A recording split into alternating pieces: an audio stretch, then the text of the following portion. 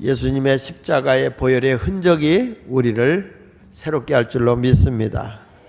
오늘 저는 해를 입은 여인이라고 하는 제목의 말씀을 증거하도록 하겠습니다. 요한계시록 12장은 하늘에 큰 이적이 보이는 장면으로부터 시작이 됩니다. 사도 요한이 밤모섬에서 기도를 하는 가운데서 영안이 열린 거죠. 근데 여기에 보니까 하늘에 큰 이적이 보이는데 이때가 어느 때냐면 7년 대환란 중에 전 3년 반이 지나고 후 3년 반 때에 일어나는 일들입니다. 이후 3년 반의 환란의 시대가 있고 그 마지막 여러분들이 알다시피 두 기름 부음을 받은 주의 종이 전도를 해서 이들이 죽잖아요. 순교당하고 죽지 않습니까? 죽고 난 뒤에 3일 반 동안 뒹굴르고 있다가 그들이 부활해서 하늘로 올라가게 됩니다. 그때에 구원받은 사람들이 이 세상에 들림받지 못하고 그 환란의 과정을 통과한 사람들을 이제 남은 자라고 얘기한단 말이에요. 이들은 들림받지는 못하지만은 나중에 예수님이 이 땅에 천년왕국을 세울 때에 그곳으로 들어갈 수 있는 남은 자가 있었다라고 지난 시간에 제가 말씀했잖아요. 그 남은 자에 대한 말씀이 바로 오늘 말씀이에요.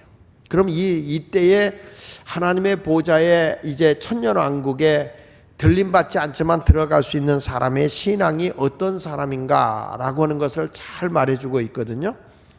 근데 여기 보면 그때의 이 장면이 보이는데 해를 입은 여인이 거기 등장하는데 여기 해를 입은 여인이라고 하는 것은 여기서 여인이라고 하는 건 뭐냐면 그리스도의 신부된 자를 얘기한단 말이에요. 그리스도의 신부된 자가 누구냐? 그러면 교회예요. 근데 이 교회가 뭘 입고 있느냐? 해를 입고 있다. 해는 태양이에요.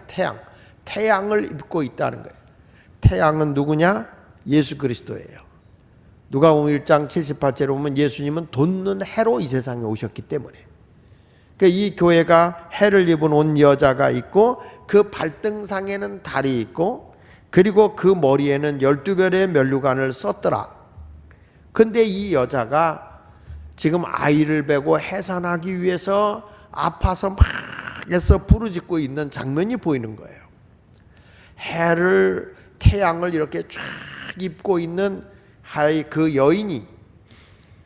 여인이 지금 12별의 면류관을 쓰고 있고 발에는 달이 있는데 아이를 베서 해산하게 돼서 막 아파서 아이를 낳으려고 이제 부르짖고 있는 거죠. 해산하기 위해서. 여자들이 해산할 때 신음하고 낳지는 않잖아요. 아이고 배야. 그리고 애가 나오는 게 아니란 말이야. 그냥 힘쓰고 애쓰고 막 하는 거. 그 해산하는 여인이 등장을 하죠. 그때 또 한 장면이 보이는데 큰 붉은 용이 이 여자가 해산한 아이를 삼키려고 아주 옆에 와서 이렇게 노려보고 있는 거예요. 이 요한이 보니까 하나님의 은혜를 입어서 이 은혜 입은 여인이 아이를 낳으려고 하는데 그 아이를 삼켜버리려고 큰 붉은 용이라는 것은 옛뱀이라고도 하는 마귀입니다. 마귀. 사탄이죠. 사탄이가 이를 정복해 버리려고 딱 눈알을 부리고 있는데 얼마나 권세가 많은지 머리가 7이고 뿔이 10이고 7 면류관을 쓰고 있는 거예요. 그런데 이 용이 말이죠. 꼬리를 하나 턱 하고 흔들었는데 꿈틀거렸는데 하늘의 별이 3분의 1이 땅으로 우수수수 쏟아지더라는 거예요. 여기서 별은 주의 종을 의미하는데 말세가 되면 이때에 용이 한번 딱 하고 꼬리만 쳤는데도 환란에 못 이기고 우르르고 세속화되는 주의 종이 3분의 1이 되더라. 그런데 또 한 장면을 보니까 여인이 아이를 낳았는데 보니까 이 아이가 철장 권세를 가지고 있는데 천하만국을 다스릴 남자야. 그래서 어떻게 하든지 철장 권세를 가지고 이 세상에 그 사단이를 물리치고 하나님의 큰 일을 할 자로 딱 등장하니까 용이요 이 마귀는 이미 자기 손안에 온 사람은 건드리지 않습니다. 영적으로 깨어서 주를 위해 살려고 하는 사람만 집중 타켓이요. 그래서 우리는 더 깨어 있어야 되는 거예요. 더 우리의 신앙을 떨뜨리고 세속화시키려고 마귀가 시시탐탐 노리고 있는 거거든요. 근데 그때 이렇게 보니까 갑자기 이 아이를 하늘 보좌로 끌어올라가는 거예요. 하늘 보좌로. 하나님의 하늘 보좌로 탁 데리고 가는데 용이 화가 나서 누구를 잡으려고 하냐면 아이를 낳은 여자를 잡으려고 하는데, 그때의 이 아이를 낳은 여자는 또 주님이 광야에 피난처가 있어 글로 인도하는 거예요.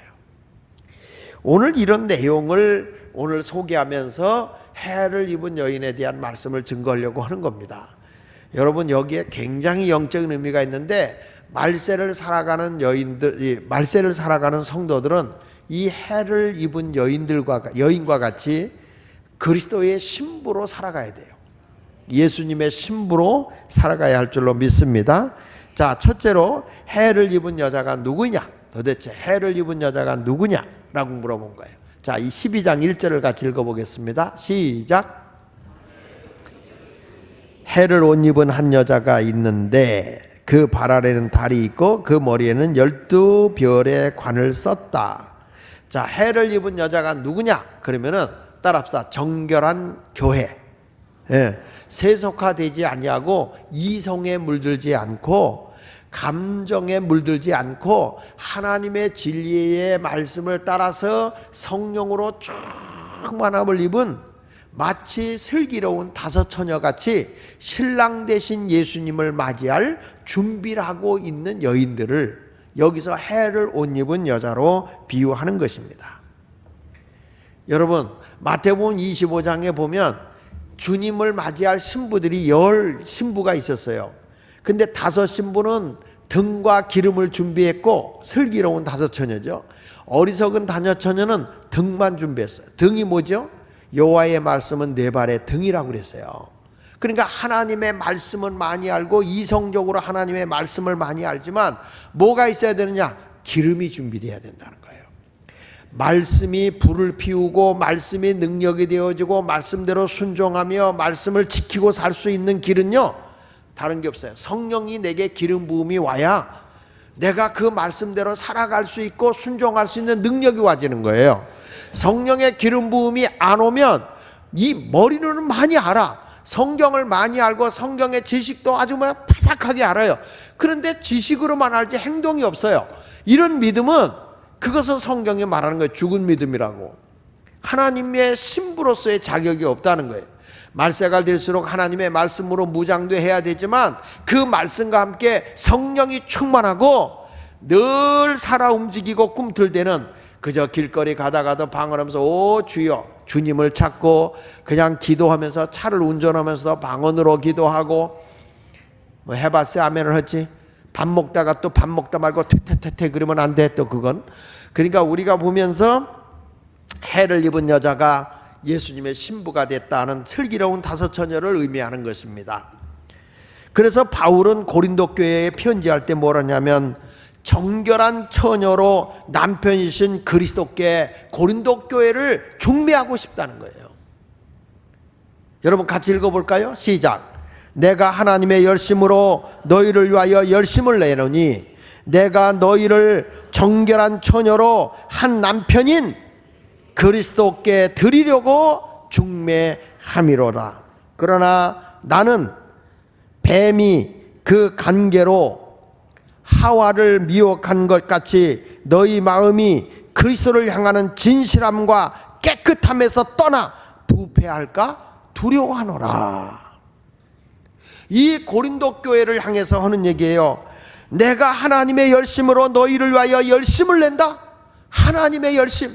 하나님이 뭐라고 했어요? 예수님도 그랬잖아요. 아버지가 일하며 나도 일한다. 쉴 틈이 없다. 그래서 내가 열심으로, 지금 바울이 하는 얘기, 하나님의 열심으로 너희를 위하여 뭐하노니? 2절에 내가 하나님의 열심으로 너희를 위하여 뭐하노니? 열심을 낸다. 하나님은 어떤 분이에요? 졸지도 주무시지도 아니하면서 눈동자같이 나를 지켜주시는 분이잖아요. 얼마나 열심히신 하나님이에요. 쉴 거 쉬고 잘 거 다 자고 먹을 거 다 먹고 쓸 거 다 쓰고 어떻게 주를 위해 살겠어요? 그러니까 바울은 내가 하나님의 열심으로 너희를 위하여 열심을 내는데 내가 너희를 정결한 처녀로 주님 앞에 드릴 때에 여러분 이 교회는 성도들은 정결한 처녀로 드려져야 됩니다. 그런데 우리의 남편이 누구라고 그랬어요? 예수 그리스도예요. 그만큼 우리 주님과 나는 가까운 관계라는 거예요. 무촌관계. 이 동네는 아직도 감이 안 오네. 주님과 나는 무슨 관계? 무촌관계예요. 부부관계예요. 부부관계. 또 누가 이 얘기 듣고 이단이라고 그럴라. 영적으로 볼 때 우리 주님이 나의 신랑이고 우리는 그리스도의 뭐고? 신부다. 자, 한번 여자도 남자도 다 그리스도의 신부가 돼야 돼. 영적으로. 아멘. 자, 나는 그리스도의 신부다. 이렇게 한번 해요. 그리스도의 신부는 누구다? 나다. 이거 쳐봐. 다시. 그리스도의 신부는 나는 그리스도의 신부다. 이게 좀 헷갈리지. 다시. 그리스도의 신부는 나는 정결한 처녀다. 나는 정결한 처녀다. 그리고 그리스도의 신부다. 그래야지 정결한 처녀도 안 된 주제의 신부라고 뻔뻔하게. 다시 한번. 그리스도의 신부는 나다. 나는 정결한 처녀다. 정결한 처녀는 그리스도의 신부다. 이렇게 말해야 되는 거야. 다시 한번 해볼게요. 그리스도의 신부는 나는 정결한 처녀는 맞아. 누가? 그래, 믿어야 돼요. 그러니까 우리가 철학기도 안 온 거예요. 온 거예요. 안 온 사람들은 아니야. 가서 또 일르지 마. 시험 드니까.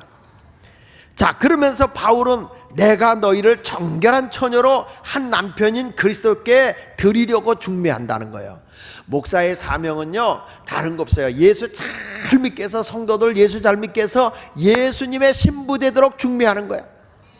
이 다음에 천국 갔을 때 우리 예수마을교회 성도들이 다 천국에서 막 주님을 찬양하고 할렐루야 하는데 그때 내가 가면 목사님 나를 그리스도의 신부로 만들어 중매해줘서 고마워요 그래야지. 야 인간아 너 때문에 나 지옥 왔어 그리스도의 신부 못 됐어 이 소리가 들으면 안 되잖아요. 그렇죠? 근데 그리스도의 신부가 어떤 사람인가 봐요. 여기 보니까 그러나 바울이 그러자. 그러나 나는 뱀이 다 같이 읽어보세요. 시작. 뱀이 그 관계로 하와를 미혹한 것 같이 너희 마음이 그리스도를 향하는 내가 예수님을 향하는 마음이 진실해야 된다는 거예요. 그리고 주님을 향하는 마음이 순결해야 된다. 깨끗함에서 떠나 부패될까 두렵다는 거예요. 여러분 예수님을 좀 진실하고 순박하게 믿자는 거야. 우리는 너무 영적으로 오염이 돼가지고 알긴 다 안다면서 자기 생각대로 예수를 믿어버려. 하나님의 말씀을 다 전할 때 자기가 편할 때는 아멘 그러다가 자기의 부담이 오면 노멘 그래요. 그러니까 주님의 신부됨이 되려면 진실함과 깨끗함이 있어야 되는데 이상하다고 예수 믿는 사람들이요 다 주님 뜻대로 산다고 하는데 실질적으로 보면 내 뜻대로 해. 솔직하게 한번 물어봅시다. 여러분은 주님 뜻대로 살아요? 내 뜻대로 살아요?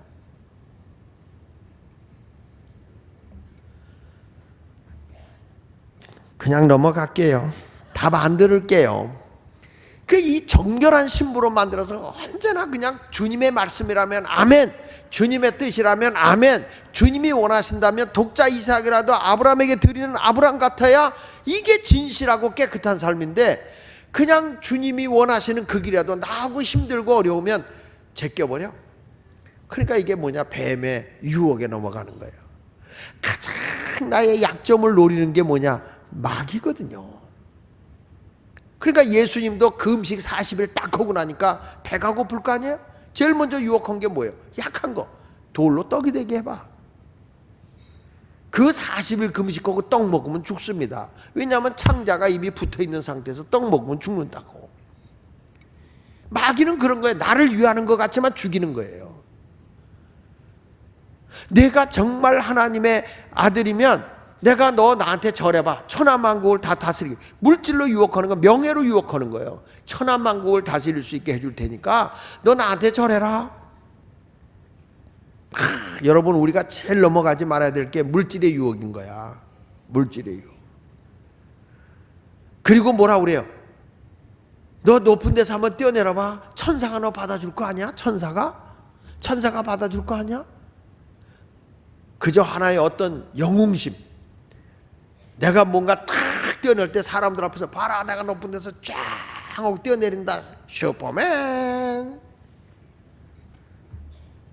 사람들이 야, 높은 데서 뛰어내렸는데 안 돌아가셨대. 그러면 끝납니까? 사람들이 와서 호기심을 가지고 또 뛰어내려 보세요. 또 뛰어내려. 예수님은 번지 점프만 하다 끝나버려요. 마귀는 그렇게 유혹해. 그러나 결국에는 그때 뛰어내리면 죽는 거예요. 마귀는 나를 위하는 것 같지만 나를 파멸의 길로 몰고 간다는 거예요. 교회는 언제나 그리스도의 정결한 신부로 훈련이 돼야 돼. 그런 분을 그리스도에게 정결한 처녀를 중매하는 것이 주의 사자란 말이에요. 사랑하는 여러분, 오늘 이 말씀을 듣고 해를 입은 여자가 꼭 되어지기를 예수 이름으로 축원합니다. 이 해를 입은 여자가 누구예요? 은혜 입은 자잖아요. 성경 말씀은 마태복음 17장 2절에 보니까 그들 앞에서 변형하사 그 얼굴이 뭐같이 빛났다? 예수님의 해같이 빛났잖아. 예수님의 모습이 해같이 빛. 은혜가 그렇게 많은 거예요. 우리가 해를 입었다? 여러분, 우리가 은혜 받잖아? 얼굴이 해같이 빛난다고요. 근데 시험 들면 얼굴이 어떻습니까? 거무스름해버려요. 신앙생활도 막 은혜가 충만해서 목사님 할렐루야 할 때는 얼굴이 후원한데 시험 들어봐 얼굴이 거칠해버리고 얼굴이 시커멓죽죽해버려요. 옆 사람 한번 봐요. 어때요? 뻔하십니까? 시커멓죽죽합니까? 나한테 시험 들었으면 여기 오지도 않았겠지. 근데 여러분, 우리가 주님의 은혜를 입어야 돼. 주님의 얼굴이 해같이 빛나야 된다. 말라기 4장 2절에도 보니까 이렇게 말합니다. 내 이름을 경외하는 너희에게는, 하나님을 잘 예배하는 너희에게는 공의로운 해가 떠올라서 치료하는 광선을 바라리니 비치리니 너희가 나가서 외양간에 나온 송아지같이 뛸 거다. 하나님의 의로운 해가 나에게 떠오른다는 거예요. 여러분, 하나님을 잘 믿으면 우리는 해같이 빛나. 그러니까 너무 기뻐서 하나님의 은혜가 해같이 빛나봐 송아지가 외양간에 나와서 기뻐 뛰듯이 뛴다는 거예요. 하나님이 여러분의 심령을 치유해, 여러분의 영혼을 치료해, 우리의 육신의 병을 치료해. 너무 하나님의 은혜를 받으니까 기뻐 뛰면서 기뻐 뛰며 주를 보겠네. 하늘에 계신 주 예수를 영원히 모시리. 주님과 늘 동행하시고 주와 같이 길 가면서 기뻐 찬양하는 여러분이 되시기를 바랍니다. 그래서 여호와를 경외하는 너희에게는 의로운 해가 공의로운 해가 떠올라서 치료하는 광선을 바란다는 거예요. 하나님의 빛이 내게 임하는 거예요. 그러니까 치유의 광선이 들어갈 때 암덩어리도 떠나가기를 바랍니다. 치유의 광선이 영적인 암덩어리도 떠나기를 바라고, 여러분의 신경통 아픔이 다 떠나가고 치유의 광선이 우리가 비춰오니까 은혜가 너무 넘쳐서 묶였던 것이 다 풀어지니까 너무너무 좋아서 외양간에는 송아지가 펄쩍펄쩍 뛰듯이 말이에요. 난 시골에서 이거 자라서 알아요. 소를 키워봐서 알거든. 외양간에 이제 어미소와 같이 느나요. 밤에 겨울 같은 때는. 그래가지고 어미소를 아침에 이제 밖에 마당에다 이렇게 끌어내거든. 그래서 송아지가 따라 나와요. 송아지가 따라 나오는 마당에서 말이야 그냥 뒷다리를 들면 물구나무 쓰듯이 펄쩍펄쩍 뛰어가면서 이리 뛰고 저리 뛰고 슉슉슉슉 하고 뛴다고. 근데 하나님이 은혜가 주면 이렇게 외양간에서 나온 송아지가 뛰듯 뛴대. 근데 우리는 이미 영적으로 늙었나 봐. 안 뛰어. 영적으로 깨어나서 뛰어야 주님에게 영광이 될 줄로 믿습니다. 할렐루야. 예수 믿는 사람은요 역동성 있는 거야. 살아 움직이는 그런 성도가 되어야 할 줄로 믿습니다. 이렇게 해를 입은 여자가 이런 은혜로운 교회, 하나님의 은혜가 막 넘치는 거죠. 그랬더니 그 발 밑에 누가 있어? 발등상이 밑에 달이 있다는 거예요. 달이. 그 발에는 달이 있고 그랬어. 그 발에는. 그 달이 뭐냐? 달은 스스로 빛을 발하지 못하잖아요. 해가 비춰줘야 달이 비치는 거잖아요. 그 성도를 얘기하는 거예요. 교회가 하나님의 은혜로운 해가 막 비치고 성령이 충만한 교회가 되니까 성도들이 다 은혜 받고 성령 충만하고 막 살아계신 하나님을 경험하는 거라는 거죠. 그래서 우리가 해를 입은 여자 밑 발에는 은혜 있는 성도들, 달, 은혜 있고 빛을 발하는 거예요. 그런데 여기 또 뭐냐면 머리에는 12별의 면류관을 썼다는 거예요.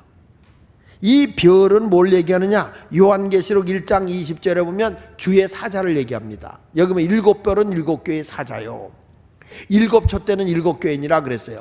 그러니까 별이 여기서 12별을 쓰고 있다고 하는 게 뭘까? 12별의 면류관을 썼다는 말은 그 당시에 최고의 영적인 지도자인 12사도의 신앙을 이어받은 거예요.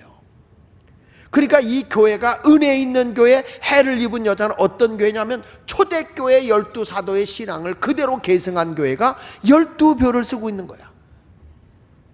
아멘. 그러니까 교회가 마지막 때가 되면 어떤 성도가 되어야 되느냐? 바로 그와 같은 사도, 초대교회, 사도행전적인 교회, 사도행전적인 교회, 살아 움직이는 교회가 되어야 할 줄로 믿습니다. 그러니까 초대교회가 어떤 일이 벌어져요? 막 성령이 충만해지니까 귀신도 나가고 병든 자도 나가지만 죽은 영혼들이 막 살아나잖아요. 수많은 영혼들이 막 몰려오잖아요. 120명, 3,000명, 5,000명 허다한 무리가 모이잖아요. 성경은 이렇게 말합니다. 다니엘서 12장 3절에 보면 같이 읽어보겠습니다. 시작. 지혜 있는 자는 궁창의 빛과 같이 빛날 것이요 많은 사람을 옳은 대로 돌아오게 한 자는 뭐같이? 별과 같이 영원토록 빛나리라. 그러니까 12사도들이 왜 별을 썼느냐? 수많은 영혼을 그리스도 앞으로 인도했잖아요. 여기 보니까 많은 사람을 옳은 대로 인도했다. 그 옳은 데가 어디냐? 진리 가운데로 인도했다. 주 안으로 인도했다. 이런 사람들은 뭐냐? 별과 같이 빛나는 거예요. 교회에서 가장 아름다운 사람이 누구냐? 별과 같이 빛나는 사람이 누구냐? 그리스도에게 전도하는 사람이죠.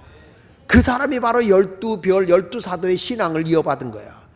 교회가 살아있는 교회다, 성령이 역사하는 교회다, 그런 교회가 되려고 하면, 해를 입은 여인과 같은 정결한 교회가 되려면 날마다 구원받는 수가 늘어야 된다는 거예요. 그래야 이게 12별의 면류관을 쓰고 있는 거예요. 교회가 그냥 점점 침체돼 버리고 하나님의 영광을 드러내지 못하고 있다면 이건 하나님의, 예수님의 은혜의 해를 입지 못한 교회라는 거죠. 여러분들이 정말 주님의 은혜를 입고 있는 사람이라고 한다면 바로 이와 같이 사람을 옳은 대로 돌아오게 하는, 전도에서 하나님께 오는 그런 모습이 교회에 막 나타나야 된다는 거예요. 그게 말세의 성도고 그리스도의 신부가 될 수 있는 자격자라는 거죠. 아이 뭐 나 혼자만 교회만 가도 땡큐지 뭐. 아니야, 절대 땡큐 아니거든. 모든 영혼을 그리스도에게로 인도하기 위해서 최선을 다하는 성도가 되어야 할 줄로 믿습니다. 이런 성도가 되기 원하면 아멘 좀 크게 하세요. 자, 그 다음에 이 두 번째 가서 이 여인이 해산의 고통을 겪는 거예요. 이 정결한 처녀가 예수님의 신부가 돼야 되는데 벌써 임신하고 있네. 그런데 이 여인이 아이를 낳아야 돼. 말세가 되면 반드시 아이를 낳아야 돼. 자, 요한계시록 12장 2절을 봅니다. 시작. 이 여자가 아이를 베어 해산하게 되매 아파서 애를 쓰며 부르짖더라. 여기서 보면 두 증인과 같이 그냥 모세와 엘리야와 같은 능력을 가지고 복음을 전했었잖아요. 그래서 남은 자들, 그 신앙을 이어받았다고 한다면 너희도 이 두 종과 같은 그런 해산의 고통을 겪으면서라도 능력의 종이 돼야 된다는 거야.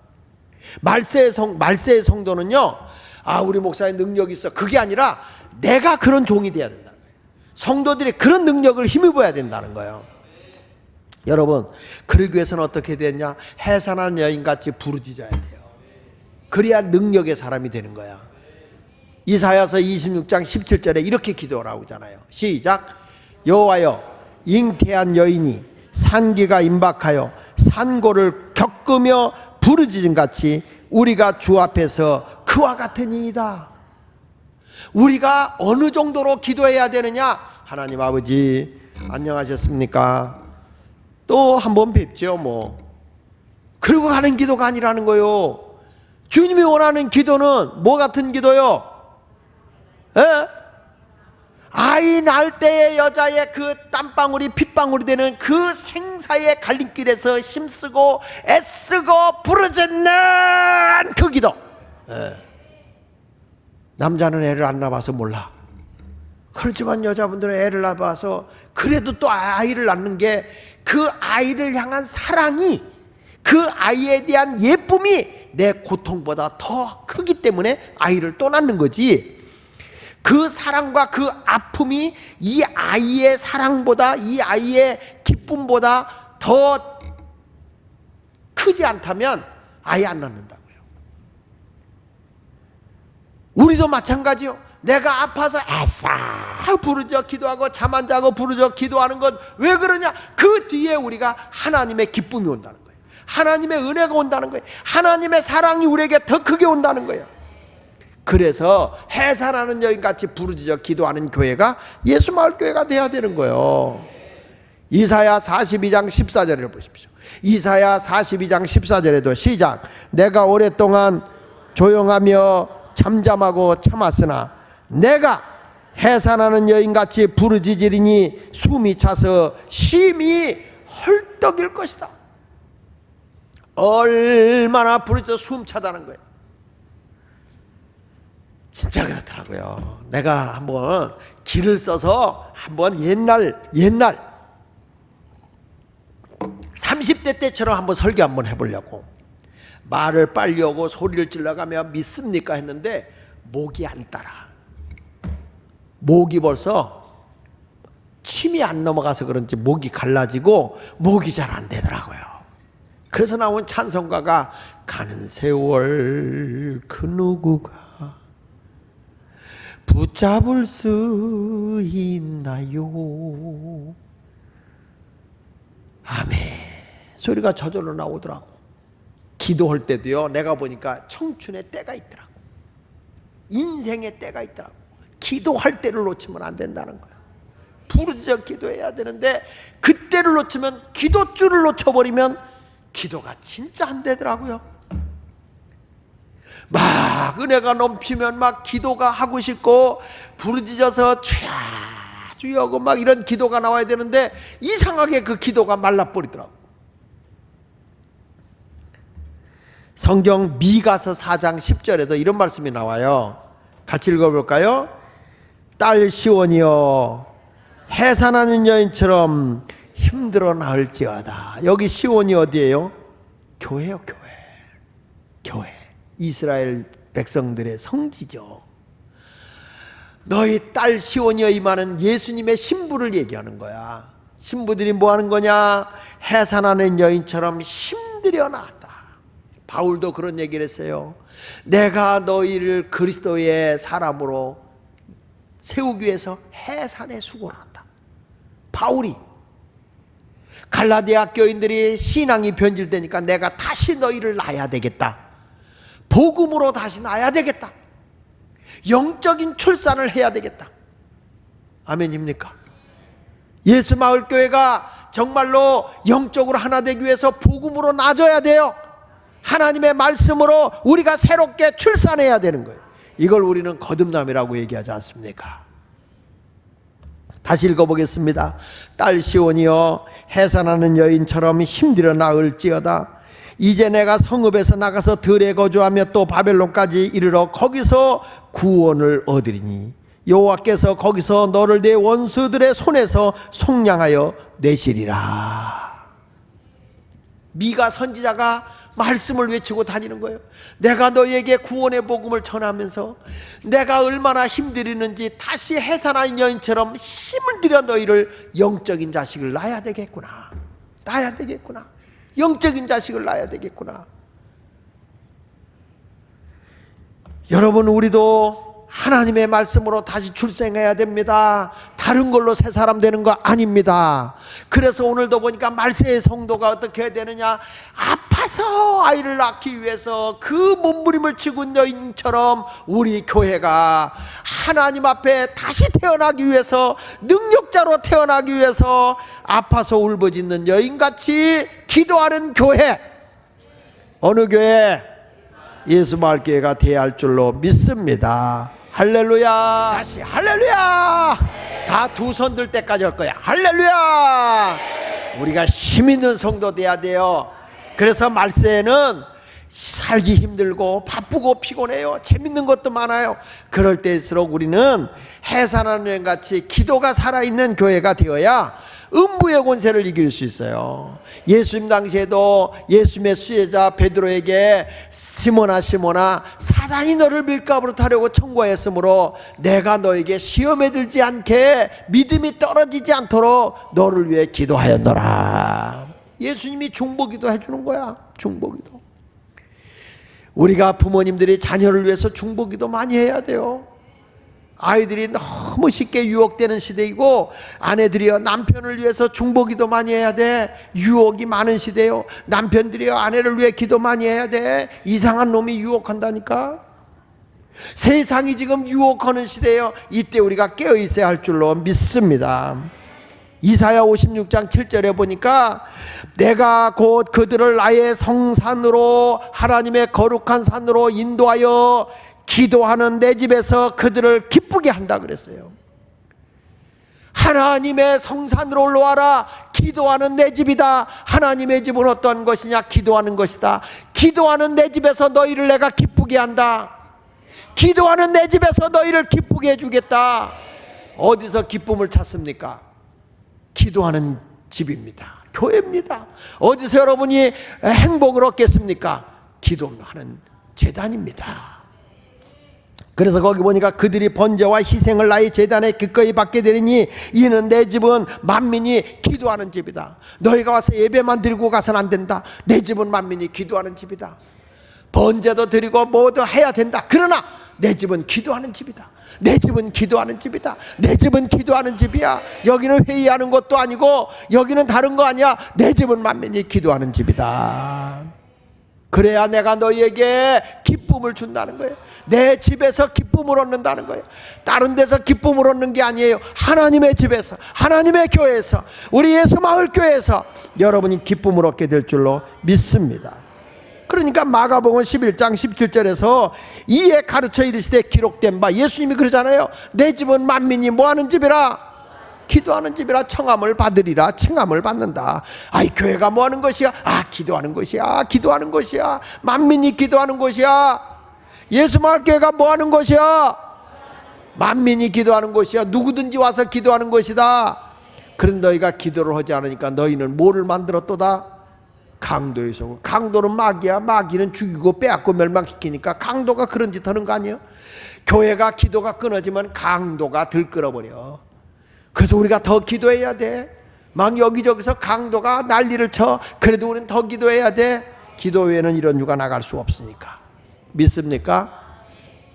그러니까 오늘 말씀을 통해서 우리 깨닫는 게 해산하는 여인이 겪는 그 고통과 같이 우리도 간절한 마음으로 기도하는 교회가 돼야 될 줄로 믿습니다.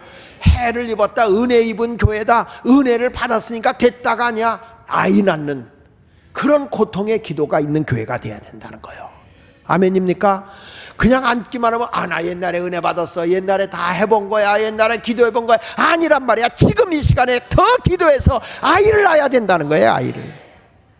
영적인 권세를 가져야 됩니다. 지금 왜 그래요? 여러분 우리를 마귀는 시시탐탐 노려요. 우는 사자같이 우리를 삼키려고 그래요. 여기 보니까 붉은 용의 모습을 봅시다. 요한계시록 12장 3절을 보세요. 자 시작. 하늘에 또 다른 이적이 보이니 넘겨주세요. 요한계시록 12장 3절 시작.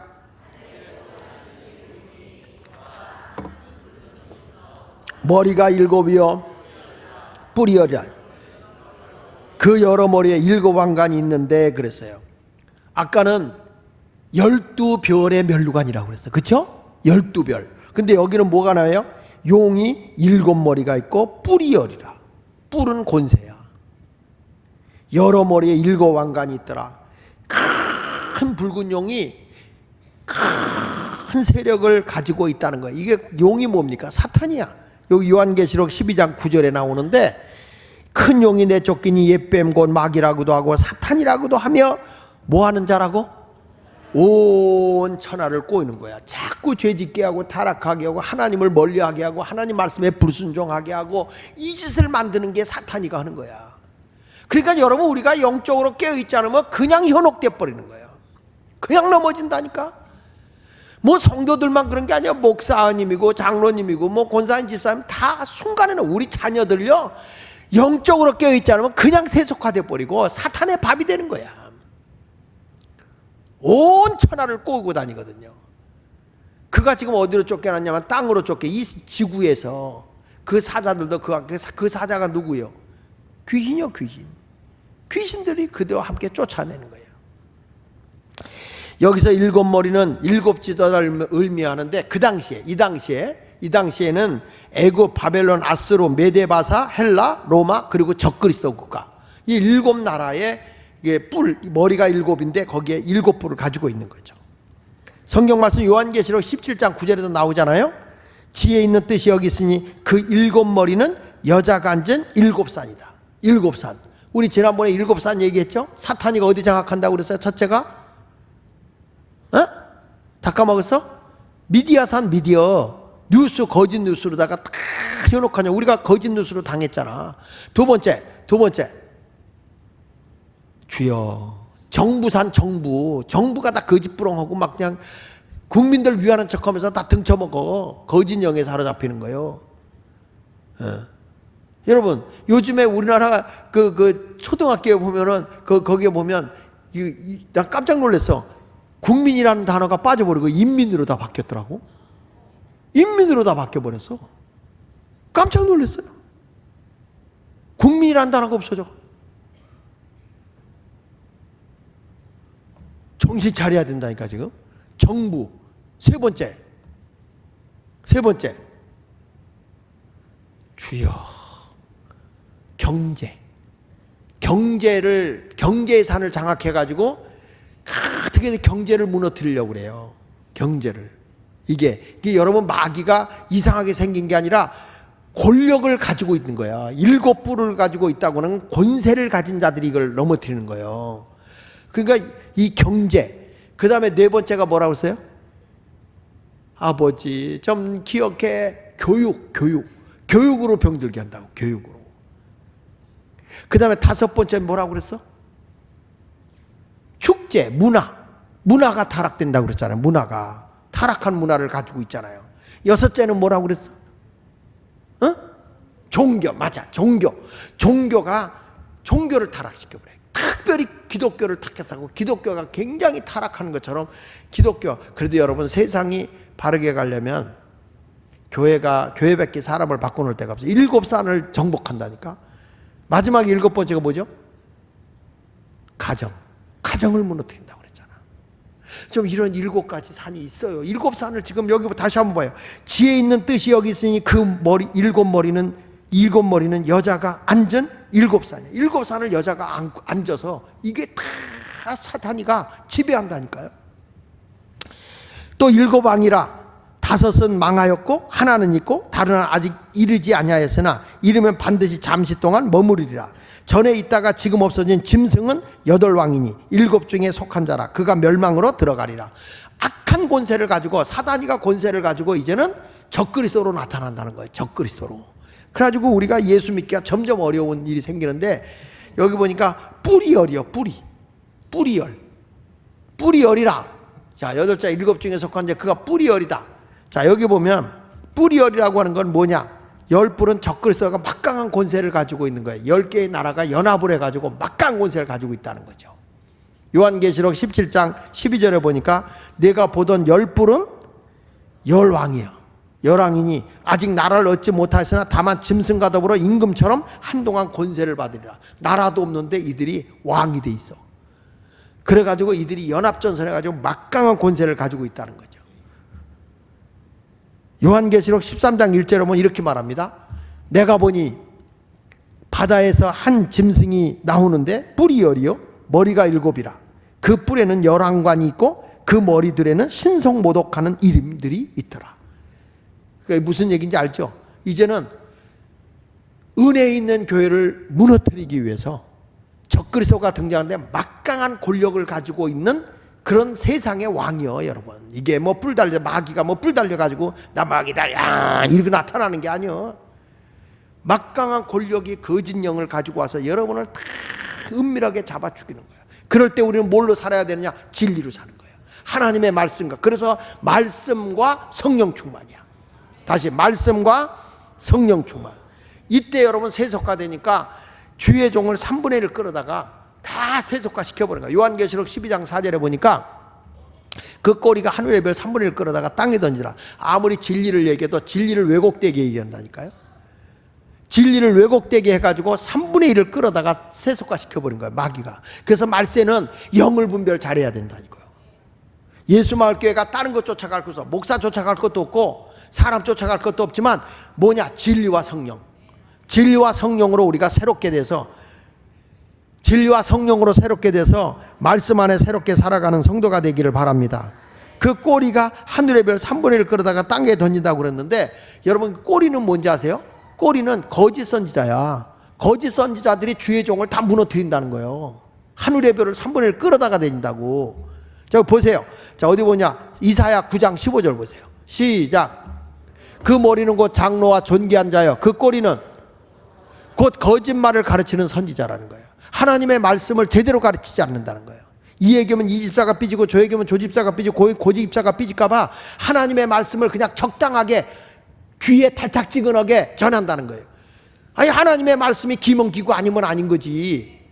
예면 예고 아니면 아닌 거지. 들을 끼는 자는 들어야지. 그것이 시험 들어서 신앙생활 못하겠다는 사람이 무슨 그게 쭉정이지 알곡신자 되겠어. 우리는 무슨 말을 들어도 아멘 하고 나와야지. 근데 요즘에 거짓말을 가르치는 선지자들이 늘어나니까 귀에 탈탁지근한 말하는 거예요. 11절 필요 없어. 그 구약적인 거야. 요즘에 유튜브에 막 나오잖아요.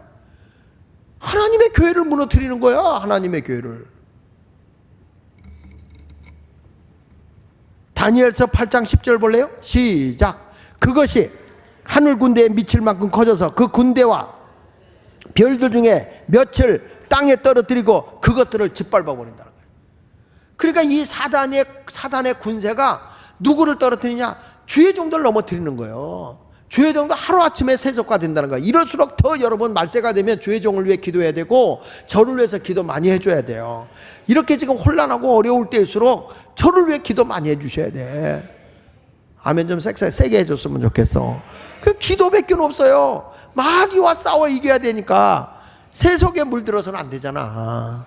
세상 방식으로 가서는 안 되잖아. 하나님의 뜻대로 살아가야죠.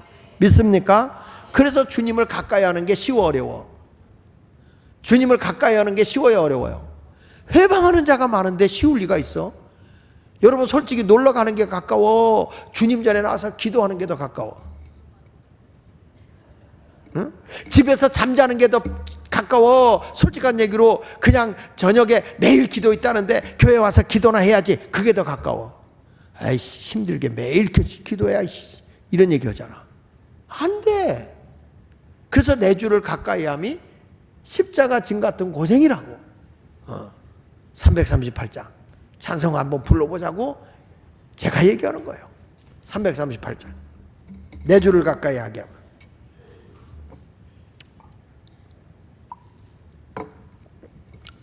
박수 치면서 불러봅시다.